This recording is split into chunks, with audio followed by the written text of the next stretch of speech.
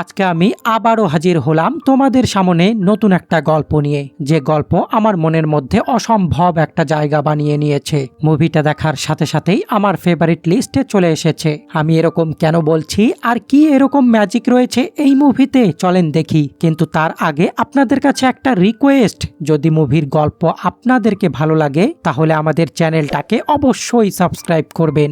আজকে Saju explain present করছে বিজয় সেতুপতির কাদাইসি বিবাসাই।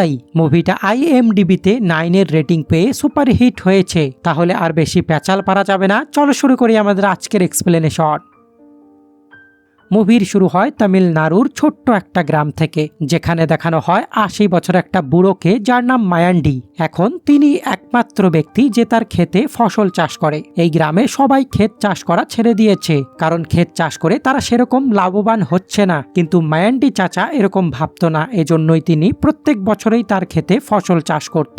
অন্যদিকে বাকি গ্রামবাসীদের কেউ শহরে চলে যায় আর কেউ অন্য কাজে লেগে পড়ে। মায়ান্ডি একদম সিধাসাদা মানুষ, তার ইমানদারই তার পার্সোনালিটিকে এমন বানায় যে গ্রামের সবাই তার অনেক রেসপেক্ট করে। মায়ান্ডির পরিবারে কেউ নেই, না কোনো বিবি না কোনো বাচ্চা। রান্না বান্না সাথে বাড়িঘরের কাজ সবই তিনি একাই করেন। হ্যাঁ, গ্রামে তার একটা মুখে বলা বোন আর একটা ভাগিনা আছে। এখন একদিন মায়ান্ডি সামনে যে ফসল চাষ করবে তার বীজ নেওয়ার জন্য বাজারে আসে। তিনি দোকানদারের কাছ থেকে অনেক ভালো কোয়ালিটির বীজ চায়। দোকানদার তাকে একটা প্যাকেট দিয়ে বলে, বাবা এটা অনেক ভালো বীজ, আপনার ফসল আগের চাইতে আরো বেশি আসবে, আর দেখে নিয়েন আগামী বছর আবার আপনি আমার কাছে আসবেন এই বীজ নেওয়ার জন্য। মায়ান্ডি তার কথায় হাসেন আর বলে, কেমন পাগলের মতো কথা বলছেন, আগামী বছর তো আমার ফসলেই এত বীজ হয়ে যাবে কি আমি ওই সব দিয়েই ফসল উৎপাদন করে ফেলবো। তখন এই দোকানদার বলে, বাবা এরকমটা হবে না, কারণ এটা হাইব্রিড বীজ, এটা দিয়ে একবার ফসল উৎপাদন হবে, পরবর্তীতে এটা আর ফসল উৎপাদন করতে পারবে না, তার কোয়ালিটি একদম ডাউন হয়ে যাবে। দোকানদারের এরকম কথা শুনে মায়ান্ডি বীজ না নিয়েই চলে যায়। তারপর একদিন গ্রামে বিজলি পড়ার ফলে অনেক বড় পুরাতন গাছ জ্বলে পুড়ে যায়। এর কারণে গ্রামের লোকেরা একটু ঘাবড়ে যায়, কারণ তারা এই বিষয়টাকে আপসাগুন মনে করে। এই কথা নিয়ে গ্রামে পঞ্চায়েত বসানো হয়। এখানে সরপঞ্চ বলে, ভগবান আমাদের উপর রাগ করে আছে, এই জন্যই আমাদের পূজা করে ওনাকে ধান ভোগ করাতে হবে। কিন্তু সকলে বলে উঠে, কেউ তো ফসল চাষ করছে না, তো ফির ধান কই থেকে আসবে? এ কথা শুনে কিছু লোক বলে ওঠে, একমাত্র মায়ান্ডি বাবাই ফসল চাষ করছে, আমাদের তার কাছেই এর জন্য রিকোয়েস্ট করতে হবে। তাই দুই মুরব্বী মায়ান্ডির কাছে এসে পুরো বিষয়টাকে খুলে বলে। তারা বলে, তুমি তোমার ফসলের ক্ষেতের সাথে ধানও চাষ করো, যাতে আমরা সবাই ওই ধান ভগবানকে অর্পিত করে যাতে তার পূজা করতে পারি। মায়ান্ডি খুব সহজেই এই সবের জন্য রাজি হয়ে যায়। পরের দিন থেকেই তিনি তার কাজে লেগে পড়ে, তার দুই গরুকে সাথে নিয়ে ক্ষেত চাষ করতে শুরু করে। এর ওই সাথে আমাদের গল্পে এন্ট্রি হয় সুপারস্টার বিজয় সেতুপতি, যার এই মুভিতে একদম ইউনিক রোল রয়েছে। তার নাম রামাইয়া, আর সে এই গ্রামেই থাকতো। একদিন সে পাশের গ্রামের এক মেয়েকে ভালোবেসে ফেলে। মেয়ের বাবা মা না মানার কারণে মেয়েটা বিষ খেয়ে আত্মহত্যা করে ফেলে। তার গার্লফ্রেন্ড মরে যাওয়ার পর থেকে রামাইয়া এখন পর্যন্ত বিয়ে করে নাই, কারণ সে বিশ্বাস করে ওই মেয়ে এখন ও তার পাশে রয়েছে, তার সাথেই রয়েছে। এই জন্যই সে সব সময় নিজের সাথে দুইটা ব্যাগ রাখতো, একটা তার আর অন্যটা তার গার্লফ্রেন্ডের। আর ঠিক এরকমই সে যখন কোনো কিছু কেনে বা কোনো কিছু খায়, দুইটা করে কেনে, সেটা যাই হোক না কেন, ব্যাগ দুইটা নিয়ে বিভিন্ন জায়গায় মন্দিরে ঘুরে বেড়ায়। আর এভাবে ঘুরতে ঘুরতে কখনো গ্রামেও চলে আসে। গ্রামের লোকেরা এখন তাকে পাগল ভাবে আর তার কথা কেউই বিশ্বাস করে না।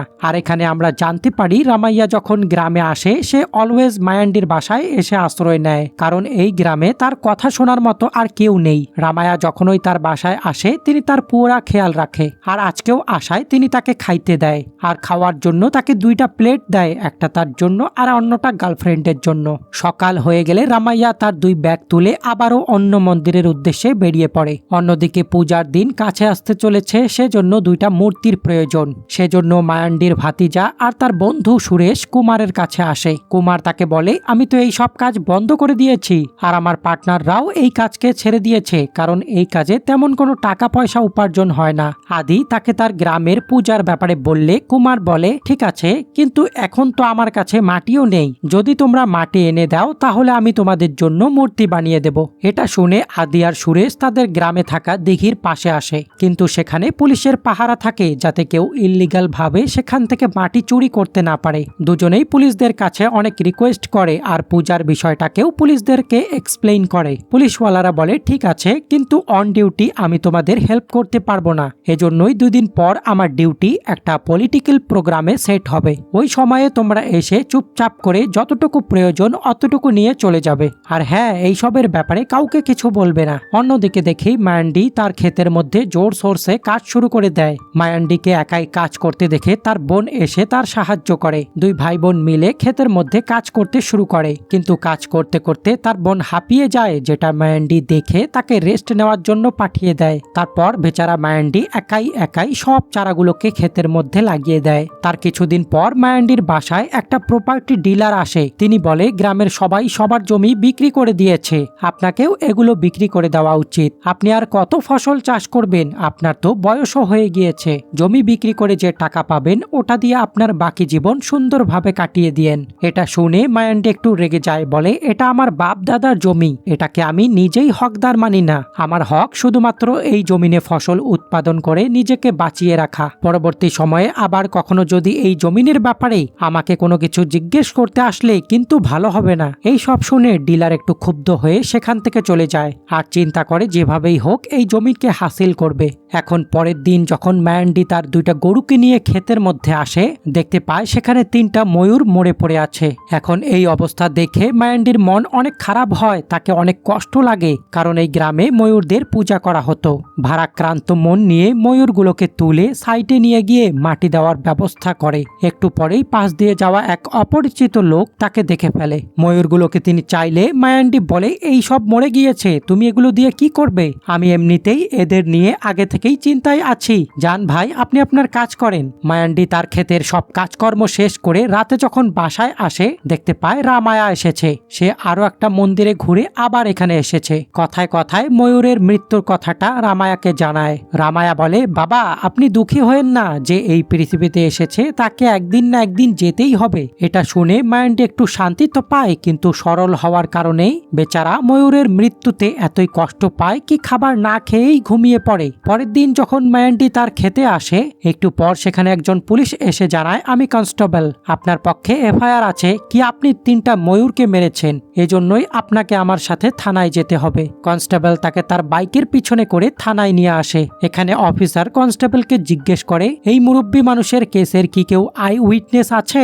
অফিসারের কথার উত্তরে কনস্টেবল ওই মানুষটাকে দেখায় যে মায়ান্ডিকে ময়ূরগুলোকে কবর দেওয়ার সময় দেখেছিল। এদিকে গ্রামে মায়ান্ডিকে দেখতে না পেয়ে তার বোন অনেক চিন্তিত হয়ে পড়ে আর সুরেশকে তাকে খোঁজার জন্য পাঠিয়ে দেয়। সুরেশ তাকে খুঁজতে শুরু করলে গ্রামবাসীরা জানতে পারে মায়ান্ডিকে পুলিশ ধরে নিয়ে গিয়েছে। তারপর কয়েকজন গ্রামবাসী মিলে থানায় এসে স্যারকে বলে তাকে ছেড়ে দিতে। তারা বলে, স্যার আপনার কোনো ভুল হয়েছে, আমাদের গ্রামে ইনার থেকে ভালো মানুষ আর কেউ নেই। যে মানুষ পিঁপড়া হত্যা ও পাপ মনে করে সে ময়ূর হত্যা কিভাবে করতে পারে? অফিসার গ্রামবাসীদের সব কথা শুনে, কিন্তু মায়ান্ডির বিপক্ষে এফআইআর করা হয়েছে তাই তাকে ছাড়তে পারে না। পরের দিন তাকে কোর্টে নিয়ে আসে। কেসের শুনানি শুরু হয়। জিজ্ঞেস করে, আপনি ময়ূরগুলোকে মেরেছেন? মায়ান্ডি বলে, আমি তাদেরকে কেন মারবো? তারা তো আগে থেকেই মরে আমার খেতে পড়েছিল, আমি তো তাদেরকে শুধুমাত্র মাটি দিয়ে দিয়েছি।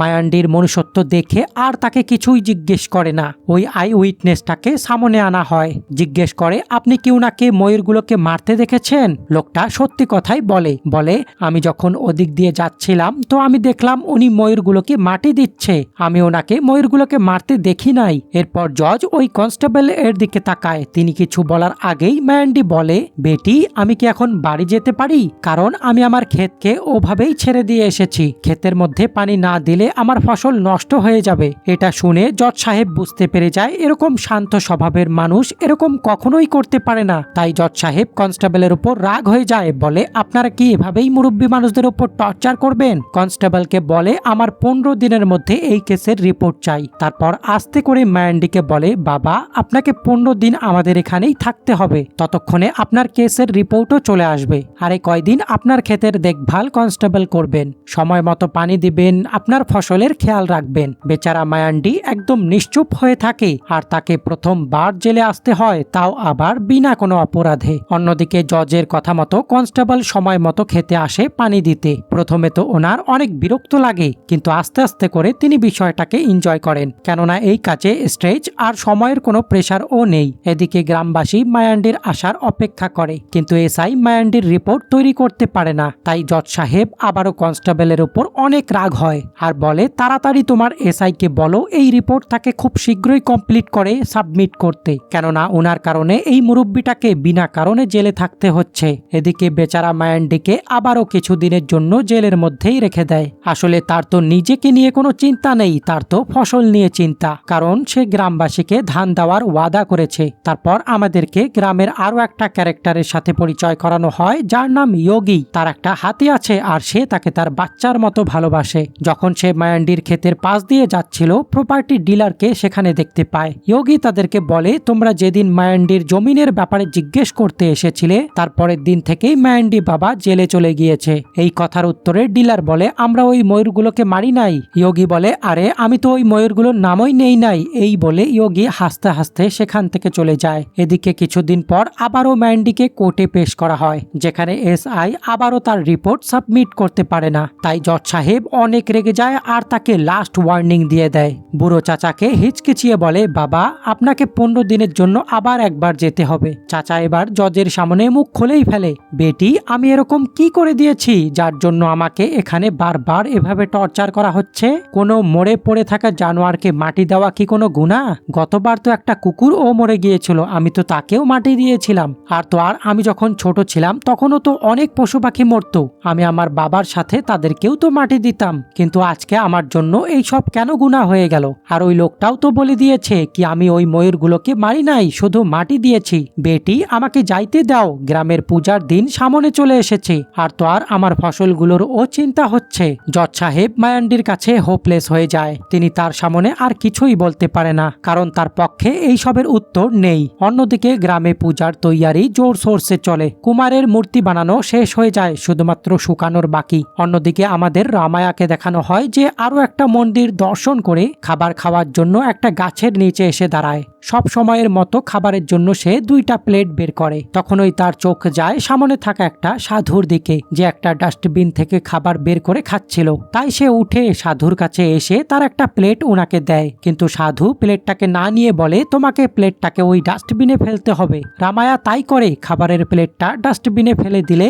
সাধু প্লেটটাকে ডাস্টবিন থেকে তুলে খাইতে শুরু করে। রামায়া গাছের দিকে যাইতে ধরলে সাধুটা ডেকে তার মাথায় তিলক লাগিয়ে দেয় আর কিছু ভাগুতি তার হাতের মধ্যে দিয়ে দেয়। রামায়া জিজ্ঞেস করে, বাবা আপনি আমার মাথায় তিলক লাগিয়ে দিয়েছেন, কিন্তু আমার হাতে কেন দিয়েছেন? উত্তরে সাধু বলে, এই ভাগুটি তোমার জন্য নয়, এটা ওই মেয়ের জন্য যে তোমার জন্য ওই গাছটার নিচে অপেক্ষা করছে।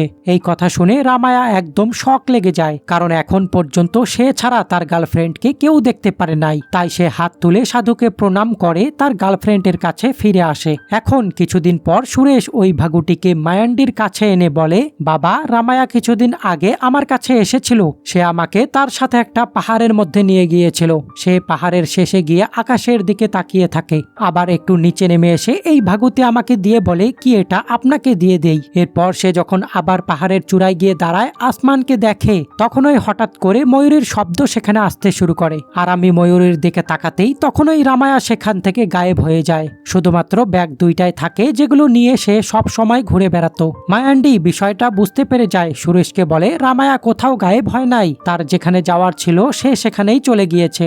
এই বলে সুরেশ মায়ান্ডির মাথায় তিলক লাগিয়ে দেয়। তারপর আজকে মায়ান্ডিকে কোর্টে পেশ করা হবে, তাই কনস্টেবল তাকে কোর্টে নিয়ে আসে। এখানে তারা জানতে পারে জজ সাহেব আসতে আরও কিছু টাইম বাকি আছে, তাই মায়ান্ডিকে বাহিরে বসিয়ে অপেক্ষা করতে বলে। সেখানে একটা গ্রামের ছেলেকে দেখতে পেয়ে মায়ান্ডি তার পিছনে বসে গ্রামে চলে আসে, আর খেতে আসতেই তার পায়ের মাটি যেন সরে যায়, কারণ সব ফসল নষ্ট হয়ে যায়। এই সব দেখে মায়ান্ডি অনেক কষ্ট পায়, ভিতরে ভিতরে খুব কান্না করে। এদিকে জজ সাহেব চলে আসলে মায়ান্ডির কোনো খবর নেই, তাই কনস্টেবলের উপর অনেক চিল্লাচিল্লি করে, তোমরা একটা বুড়ো মানুষের খবর রাখতে পারো না?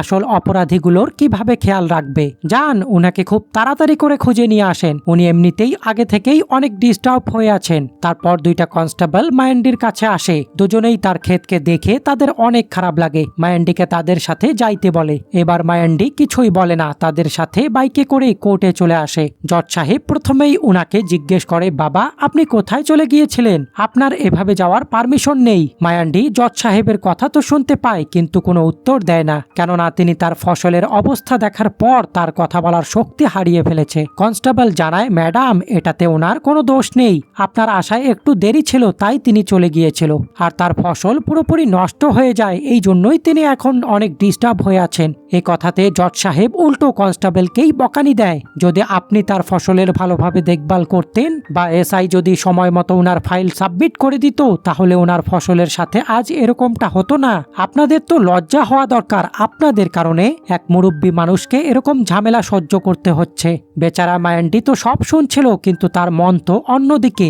এক রামায়া মরে যাওয়ার কষ্ট আর ফসল নষ্ট হয়ে যাওয়ার ব্যাপারটা দুটোই তার মনে ঘুরঘুর করছে। এই ফাঁকে জজ বলে, আমি রিপোর্ট পড়ে নিয়েছি বাবা, আপনি এখন বাড়ি যেতে পারেন। কনস্টেবল মায়ান্ডিকে ছেড়ে দেওয়ার জন্য কাগজ তৈরি করে। তিনি এক বেঞ্চে এসে চুপচাপ করে বসে পড়ে আর কাউকেই কিছুই বলে না, যেন তার যাওয়ার ইচ্ছা আর নেই। অন্যদিকে পুলিশেরাও তাদের গল্পে মেতে উঠে, কাগজের দিকে আর মনোযোগ নেই। একটু পরেই জজ সাহেব সেখানে আসলে জিজ্ঞেস করে, বাবা এখনো গিয়েছে কি না? জজ সাহেবকে দেখে এদের গলা শুকিয়ে যায়, তাড়াহুড়া করে কাগজ তৈরি করতে লেগে পড়ে। মায়ান্ডির কাছে এসে দেখে তিনি বেঞ্চে শুয়ে আছে। একটু পরেই সেখানে বাকি পুলিশেরাও চলে আসে। তারা বলে, বাবা আপনি উঠেন, আপনাকে বাসায় ছেড়ে আসি। সবাই এক এক করে মায়ান্ডিকে ডাকে, কিন্তু তার উঠার কোনো নামই নেই। আদৌ তিনি বেঁচে আছেন কি না? তখন ওই ছেলেটা আসে যে মায়ান্ডির কাছে জেলের ভিতরে ফসল চাষের ব্যাপারে শিখছিল। সে বলে, বাবা উঠে যান, আমাকে আপনার কাছ থেকে আরো অনেক কিছু শেখার বাকি আছে, পানি কিভাবে দিতে হবে, বীজগুলোকে কিভাবে সামলে রাখতে হবে। কিন্তু মায়ান্ডি এতেও কোনো সাড়া দেয় না, আর সবাই খুব ঘাবড়ে যায়। কিন্তু তখনই এক ময়ূরের চিৎকারের শব্দ সবার কানে আসে। ওই শব্দকে শুনতেই তিনিও ধূপ করে উঠে যায়। জজ সাহেবকে বলে, বেটি আমি কি এখন আমার বাসায় যেতে পারি? তিনি হেসে বলে, হ্যাঁ বাবা, আমি নিজেই আপনাকে বাসায় ছেড়ে আসব।